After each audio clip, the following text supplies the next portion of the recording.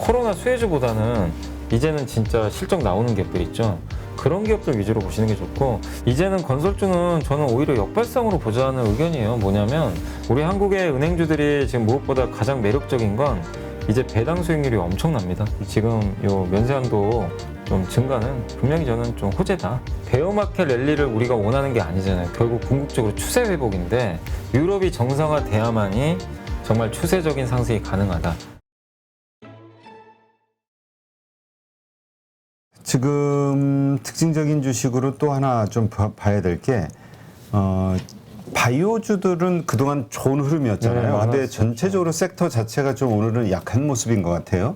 이게 SK바이오사이언스가요, 최근에 10만 원 정도까지 갔다가 19만 5천 원에서요, 네. 15만 원까지 올라갔었어요. 그러니까 주가가 굉장히 그죠. 단기간에 50% 네. 폭등했으니까. 근데 그 이유가 여러 가지가 있겠지만 뭐 BA5라 그래서 이제 오미크론 하이 변이가 갑자기 득세를 하다 보니까 다시 이제 4차 백신 얘기 나왔잖아요.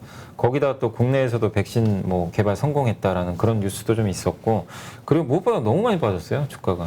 그리고 지난 6월 말부터 이 바이오주가 일단은 방어주가 돼버렸어요. 그렇죠. 경기 안 좋지만 우리 뭐 치료제나 뭐 약은 먹고 살아야 되니까 그래서 그쪽으로 수급도 쏠려버렸어요. 그러니까 이런 요인들이 겹쳐가지고 주가 올라갔는데, 근데 주가라는 건 수급만으로 절대 추세 상승은 불가능하고 펀더멘탈이죠. 펀더멘탈과 이 성장성, 이게 지속될 거냐 아니냐, 이거에 따라서 더 가느냐 아니냐 결정되는데, 지금 최근에 빠지는 건 누가 생각해도 오미크론이 앞으로 지속성이 있어서 내년도에도 또 오미크론, 내후년에도 계속 백신 계속 더 맞아야 되고 이런 건 아니란 말이에요. 그렇죠. 그러니까 거기에 대한 믿음은 없기 때문에 오르다 말아버리는 거예요. 그러니까 반짝 상승이죠. 그래서 이런 오미크론 수혜주들 같은 경우는 일단 특수한 요인에 의해서 하이 변이가 일어나서 다시 급등했지만 오히려 이거는 저는 좀 비중 축소의 기회가 아닌가.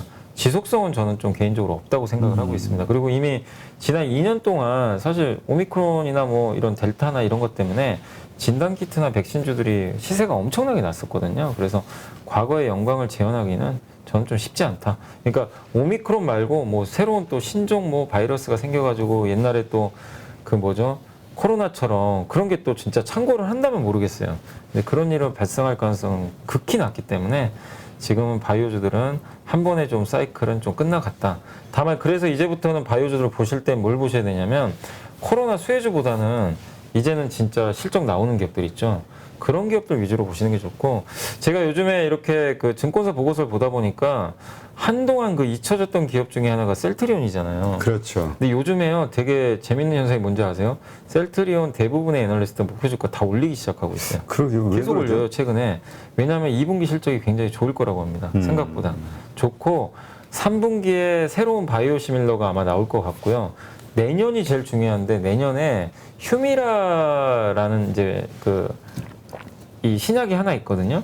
이 신약이 이제 면역 질환 치료제인데, 이 바이오시밀러가 아마 이름이 아바스틴인가 아마 그럴 거예요. 요 제품이 내년에 미국에 나온다고 하더라고요. 그 셀트리온이 승부를 걸 텐데, 요게 미국에 내년에 출시가 되면, 이게 휴미라 이 제품이 전 세계에서 가장 큰 치료제 중에 하나예요. 사실은 항암 치료제 중에 그렇지. 제일 커요. 그러니까 이 바이오시밀러가 나온다는 건 엄청난 시장성이 있다는 얘기예요. 그래서 내년에 대한 기대감도 높기 때문에 아무튼 이 바이오시밀러 업체들 한번, 이쪽은 뭐 최근에 올랐다고 해서 뭐 비중을 줄인다보다는 한번 이 모멘텀을 보시면서, 펀드멘터 보시면서 좀 끌고 가도 괜찮지 않을까 생각을 합니다. 네. 지금 최근에 그 이슈가 됐던 것 중에 하나가 또 그 건설주들이잖아요. 아, 예, 건설주. 네, 건설주들 이거 인플레이션 때문에 이거 접어야 뭐 남는 것도 없고 네. 뭐 그래서 안 좋았는데 오늘의 상승, 이런 상승을 반등을 이용해서 나와야 된다라는 의견도 강해요. 근데 건설주가요, 사실 이제 악재가 되게 많았잖아요. 방금 말씀하신 대로 그 건자재 비용하고 그렇죠. 인건비도 있었고, 둔촌 주공 그 사태 때문에 공사가 뭐 지연되는 그런 부담감도 일부 있었던 것 같고, 거기다 분양이 안 돼요. 상반기에 분양이 별로 없었고, 이게 다 밀려버렸죠. 왜냐하면 분양가 상한제 개편안이 발표가 자꾸 안 되다 보니까 굳이 분양 지금 뭐하러 하냐, 상한제 개편되고 하지, 이런 분위기가 있었죠. 그래서 정부 정책 기다리면서 좀 시간을 보내고 있었는데 그 과정에서 주식시장이 폭락하니까 같이 휩쓸려서 빠져버렸어요.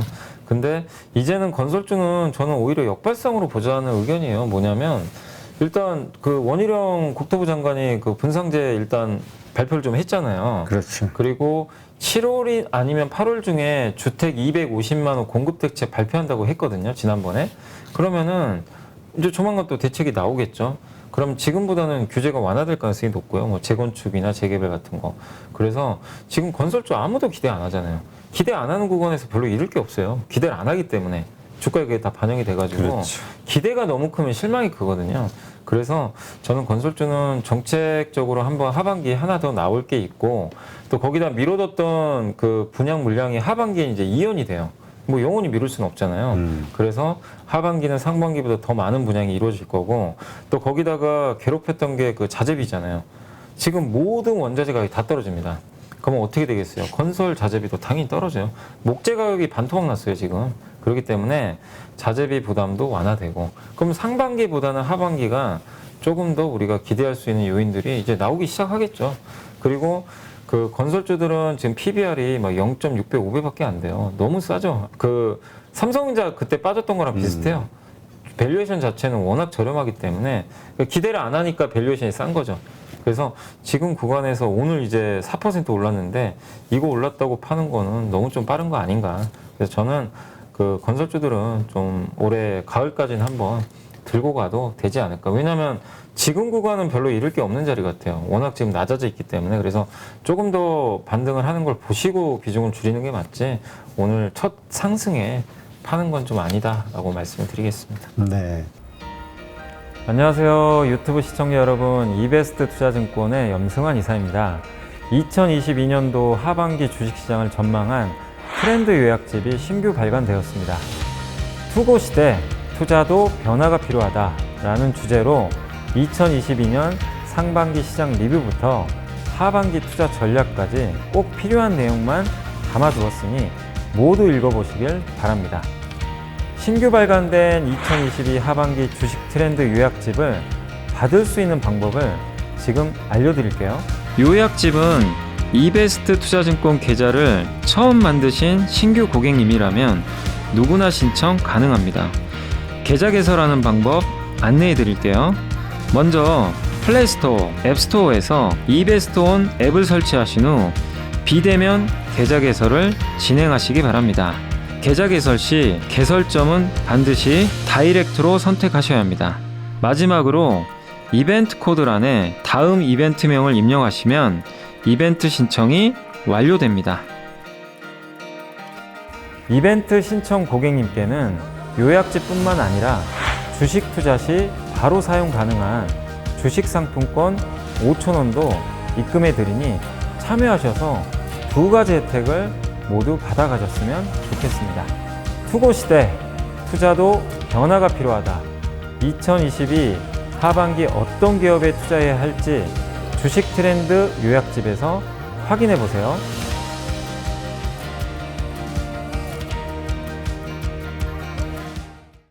근데 또 이런 생각 가지신 분도 있어요. 뭐냐면 지금 금리 인상으로 인해서 부동산 시장이 좀 급냉하지 않을까 분위기가. 맞아요. 그러면 전체적으로 부동산 시장은 안 좋아지게 됐을 때 건설주도 안 좋아지는 거 아니야? 이라고 생각하실 수 있는 분들. 근데 이제 역으로 그렇게 이제 저는 묻고 싶어요. 그럼 부동산 경기가 좋을 때 건설주가 올라갔냐 이거죠.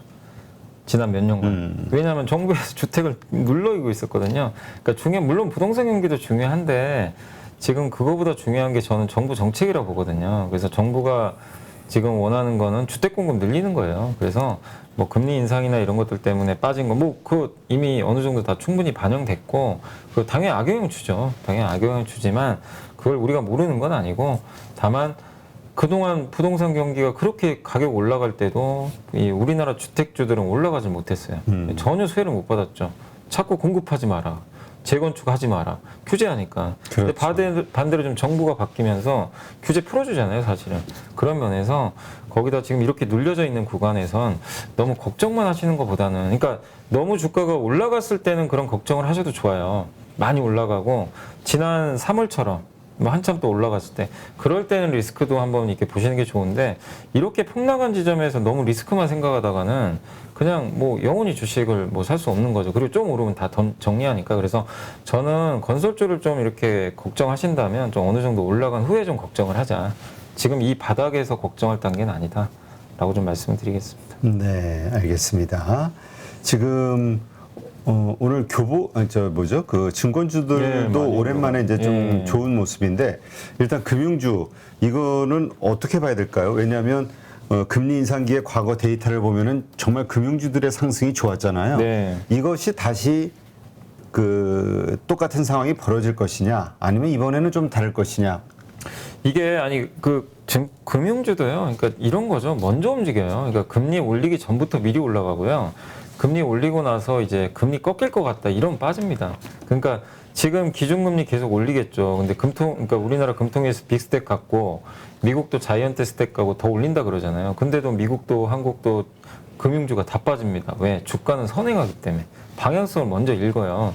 그래서 하반기에 어느 정도 가을 지나면 금리 상승이 완화되겠구나. 그걸 선반영한 거죠. 그래서 지금 금리 오르니까 나는 은행주 사야지 이게 아니라 항상 먼저 움직이는 거예요. 그래서 항상 반박자 앞서서 생각하시는 게 중요하고요. 그리고 은행주가 두 번째 이유가 많이 올랐어요. 은행주 월봉 차트 한번 보세요. 많이 올랐습니다, 사실. 그러니까 무슨 얘기냐면 작년 12월부터 월봉 보세요. 하나, 둘, 셋, 넷, 다섯, 여섯. 6개월 동안 우리나라 코스피 빠졌는데 여기는 반대로 6개월 동안 올라갔어요. 그러니까 남들 빠질 때 올라갔다는 거. 이것도 하나의 악재가 되겠죠. 그게 하나가 또 컸던 것 같고 또 한 가지가 정부 규제가 있잖아요. 지금 은행 막 규제하잖아요. 야, 대출금리 5% 이상 하지 마. 막 이런 얘기 나오니까 신한은행에서 알아서 지금 5% 이상 대출금리 있는 거 우리가 보전해 주겠다. 우리 5%만 받겠다. 이렇게 아예 얘기가 나와버렸잖아요. 그러니까 정부 규제가 나오면 뭐죠? 은행의 이익이 줄겠죠. 이런 부담감. 작년에 은행주 주가 빠질 때 혹시 기억나세요? 정부가 뭐 배당 규제한 거 한번 기억나실 거예요. 아마 그런 것들도 하나의 악재였죠. 그러니까 정부 규제 이슈과 좀 맞물리면서 이 여러 가지 요인들이 이제 또 작용을 해서 주가가 폭락을 했고 또 이렇게 경기가 안 좋아지고요. 금리가 오르는데 경기가 안 좋아지면 연체제가 많이 늘어나요. 그렇죠. 그러면 이제 부실채권이 생길 거 아니에요. 그러니까 미국도 그래서 빠졌거든요. 이런 부담. 근데 한국은 미국과 달라요. 한국은 연체율도 여전히 낮고 저도 이거 체크해봤거든요. 여전히 낮아요. 그래서 한국은 아직은 이 수치만 가지고 위기가 왔다라고 좀 보기는 어려운 것 같아요. 그런데 이제 오늘 올라가는 이유는 뭐냐면 미국의 그 시티은행하고요 웰스파고가 주가가 폭등했습니다. 금요일 날. 그러게요. 왜냐하면 일단 실적이 좋은데다가 자사주 매입하겠대요. 그러니까 JP모간은 우리 자사주 매입 줄인다 이랬는데 시티가 갑자기 바꿔서 우린 자사주 매입 더 늘리겠다 이렇게 하니까 은행주에 대한 리스크가 이제 다시 좀 완화되면서 올라갔던 것 같아요. 그리고 우리 한국의 은행주들이 지금 무엇보다 가장 매력적인 건 이제 배당 수익률이 엄청납니다. 기본 6%에다가 지방은행은 10%가 넘어요. 일부 기업들은. 그러니까 어디 가서 이만큼의 배당 수익을 살 수 없겠어요. 그렇죠. 뭐 은행주가 갑자기 이익이 감소할 것도 아니고 이익이 안정적이잖아요. 어쨌든. 그러니까 배당 매력까지 이제 증가하면서 이렇게 좀 주가가 좀 어쨌든 오랜만에 오르는 게 아닌가. 그래서 은행주도 뭐 더 나쁠 건 없는 것 같고 증권주는 최악이었죠, 사실은. 그렇죠. 최근까지. 네. 거래대금이 최근까지가 아니지. 거의 한 1년 내내 빠진 것 같아요. 어제까지 금요일까지. 너무 안 오늘이나 좀 좋았는데. 분위기가 좋지. 근데 이제 이제 증권주가 이렇게 오르는 배경은 오늘 키움도 진짜 오랜만에 올랐는데 진짜 보시면요. 작년 1월 최고점 찍고요. 그냥 끝도 없이 빠졌고요. 작년 1월에 왜 올라간지 아시죠? 그때 거래대금 44조 나온 날. 하루에. 지금 거래대금 얼마 나오냐면 6조 나옵니다.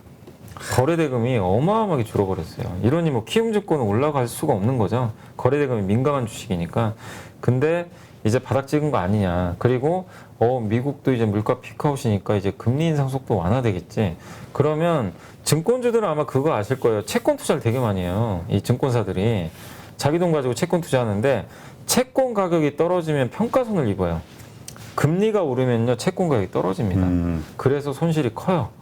근데 금리가 낮아지면 어떻게 될까요? 채권 가격이 올라갑니다. 그렇지. 그럼 평가 이익을 얻어요. 이제는 금리가 앞으로 꺾이겠다 이 기대감이 생기니까 주가 오르는 거죠. 그래서 이 두 가지 요인 맞물렸고 또 마찬가지로 은행하고 똑같아요. 배당 많이 줍니다. 배당 은행보단 적지만 일부 증권주는 6% 이상 나오거든요. 그러니까 5, 6% 이상 나온다는 그런 이제 그 배당 기대감. 그리고 뭐 더 나쁠 게 뭐 있냐. 투자 심리도 최악인데. 근데 주식시장이 살아나면 증권주도 항상 같이 좀 오르잖아요. 그러니까 이런 것들이 복합적으로 작용하면서 오늘 증권주도 진짜 너무 오랜만에 좀 이렇게 급등세가 나와주는 것 같습니다. 네. 아, 근데 조금 전에 얘기했듯이 이제 그 금리 인상 되면서 기업 부채 네. 문제에 대한 이야기들이 아침에 그렇죠도 저희 라이브 방송에서 좀 이야기를 했는데 뭐 항공주라든가 아시아나라든가 뭐 이러저러한 것들 여행주도 하나투어라든가 뭐 이런 거는 이해가 되어만 몇천 많죠. 어떤 거는 뭐 몇천 프로 되던데 근데 저 오늘 좀 뜻밖으로 봤던 게 대기업인데 한화가 900% 가까운 그 부채 비율을 갖고 아, 있더라고요. 이거는 그렇게 생각하시면 안 돼요. 하나는 왜 그러냐면 그러니까 뭔가 이유가 있을 것 같아. 아니, 왜냐면요. 하나는 대한생명 아시죠? 네. 대한생명이 자회사로 있잖아요. 아, 그걸 합산해서. 보험사는 보험은행은 증권은 다 보시면 부채 비율이 엄청나요. 그럼 부채 비율 따지면 보험은행 투자하면 안 되는데 왜 그러냐면 보험과 은행은 기본적으로 부채가 여러분 돈이에요. 여러분이 은행에 돈 맡기잖아요. 그럼 은행 입장에서 부채죠. 보험금도 여러분이 보험주죠. 다 부채잖아요. 생명보험 마찬가지. 그러니까 하나그룹의 많은 부분을 연결로 잡히는 게 하나생명이에요. 그러니까 부채 비율 많죠. 그래서 그거는 그러니까 하나가 부채 많으니까 투자하지 말자 이렇게 생각하시면 안 돼요. 하나생명을 빼고 하셔야 돼요. 그래서 보셔야 될 게 뭐냐면 그래서 이 개별 그 연결로 보지 마시고 개별로 보셔야죠. 개별로. 개별로. 그러니까 저도 아직 개별로는 안 봤는데 이게 별도 있죠. 별도로 보면 부채 비율이 어느 정도냐면 부채 비율이 133%예요. 그러니까 뭐 아주 많은 건 아니에요. 그리고 하나 그 그룹에 그러니까 하나 자회사 중에 그 별도 이쪽으로 해가지고 포함된 게 뭐냐면 그게 있어요. 하나건설. 건설사 원래 좀 부채 많잖아요. 그렇죠. 그러니까 하나건설 제외하면 더 적을 거예요. 아마 부채는. 그래서 이 133% 부채도 많은 건 아닙니다. 그래서 하나그룹은 단지 그러니까 이 아마 다들 깜짝 놀라셨을 거예요. 이게 그 연결로 봤을 때 이게 부채가 이렇게 많으니까 이거 진짜 심각한 거 아닌가? 아니, 왜냐하면 예. 지금 하나그룹의 성장 전략을 보면은 우주항공에다 계속 예. 돈을 쏟아붓는데 거기서 돈이 나오진 않잖아요. 그러니까 그럴 수 있는데. 태양광도 그렇고. 그러니까 여기 보면 자산 총계가 20조인데 부채가 18조니까 다들 깜짝 놀랐어요. 이 대부분이 다 그 하나생명이니까 뭐 그건 크게 신경 안 쓰셔도 됩니다. 알겠습니다. 네. 자, 그 다음, 특징적으로 우리가 오늘 좀 봐볼 만한 게 또 뭐가 있을까요? 뭐 개인적으로 보시는 섹터나 주식이 있나요? 우리 연미사님? 오늘 뭐 거의 다 얘기했던 것 같고 오늘 그 면세점 면세점이 좀 강하더라고요. 아침부터 이게 면세 한도 좀 올려가지고 면세. 그게 600에서 800달러로 늘어났다는 게 그렇게 매출에 도움이 될까요?